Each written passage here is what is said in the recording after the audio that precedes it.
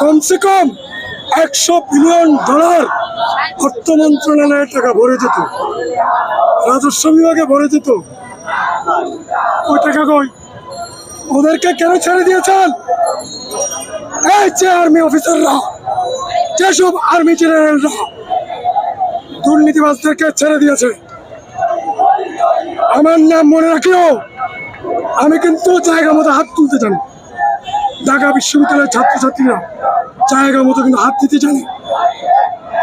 যেসব জেনারেল, আওয়ামী দোসরেরা, ভারতের দালালেরা 650 জন দুর্নীতিবাজ খুনিকে লুকিয়ে রেখেছে, এতদিন ছেড়ে দিয়েছে অনেককে।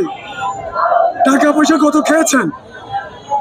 111 সময় ব্যবসায়ীদেরকে ধরে ধরে, বিভিন্ন নেতাদেরকে ধরে ধরে 1000 কোটি টাকা পাইছে একজন থেকে।